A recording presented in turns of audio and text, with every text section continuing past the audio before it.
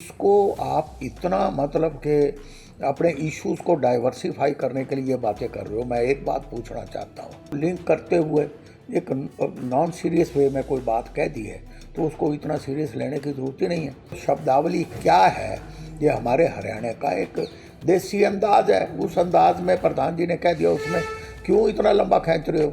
ये कोई लंबा खींचने की बात ही नहीं है। बता जी, जिस तरह से प्रदेश अध्यक्ष ने कांग्रेस के ने सीएम और पीएम को लेकर के बोला है, क्या कहोगे?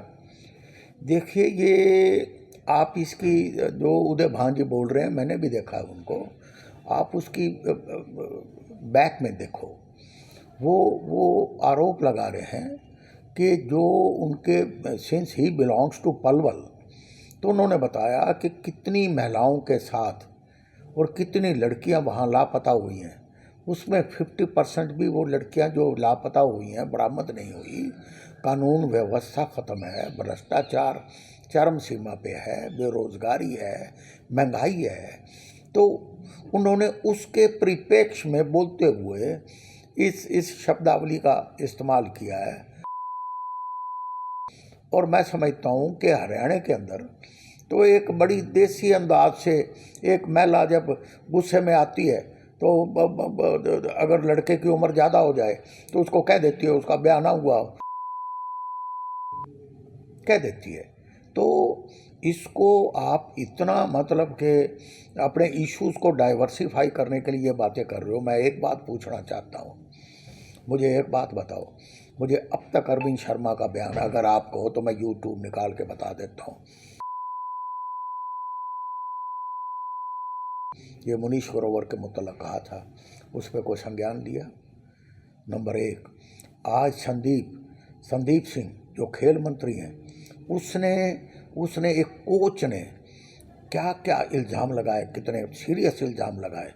और मुख्यमंत्री जी ने विधानसभा में कहा इस्तीफा नहीं देगा, जिसके खिलाफ चार्जशीट लगा दी गई और महिला ने अदालत में जाके खुल के बयान दिए। आप उसको किस परिप्रेक्ष्य में देखते हो? मुख्यमंत्री संवाद के अंदर, हिसार के अंदर, वहाँ किस तरह से एक आम पार्टी के कार्यकर्ता को मुख्यमंत्री जी ये कहते हुए, ये आम पार्टी का कार्यकर्ता, इसको पीटो और बाहर निकाल दो।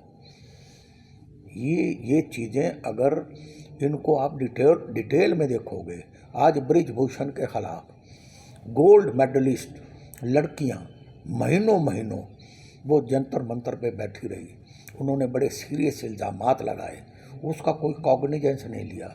मैं पूछना चाहता हूँ, और आज कल ये 2 दिन के उसमें लोकसभा के पार्लियामेंट जो सेशन 5 दिन का चला है, उसके अंदर तो गाली तक दे दी है एक मेंबर पार्लियामेंट ने। उसके मुताल्लिक स्पीकर ने, ओम बिरला जी ने क्या कार्रवाई की है, क्या कॉग्निजेंस लिया है? तो इसलिए मैं ये कहता हूँ, मेरी व्यक्तिगत राय ये है, फिर भी शब्दावली का इस्तेमाल अच्छा होना चाहिए। पीसीसी प्रेसिडेंट उदय भान जी को वो एक बहुत बड़ा ओहदा है, लेकिन उन्होंने उसको लिंक करते हुए एक नॉन सीरियस वे में कोई बात कह दी है तो उसको इतना सीरियस लेने की ज़रूरत ही नहीं है।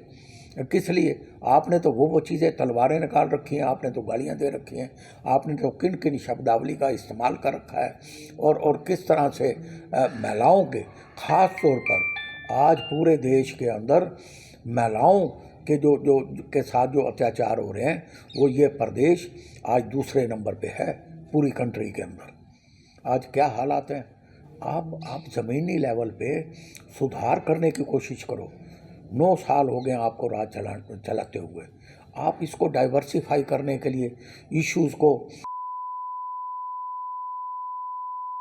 कहना नहीं चाहिए। मैं आज भी कहता हूँ कि एक प्रधानमंत्री का ओहदा, एक चेयर, एक आदर के योग्य चेयर है, एक मुख्यमंत्री की एक चेयर है। शब्दावली का इस्तेमाल ठीक होना चाहिए, लेकिन किस परिप्रेक्ष्य में कही गई है और शब्दावली क्या है, ये हमारे हरियाणा का एक देसी अंदाज है। उस अंदाज में प्रधान जी ने कह दिया, उसमें क्यों इतना लंबा खींच रहे हो? ये कोई लंबा खींचने की बात ही नहीं है। यही बात मैं कहना चाहता हूँ।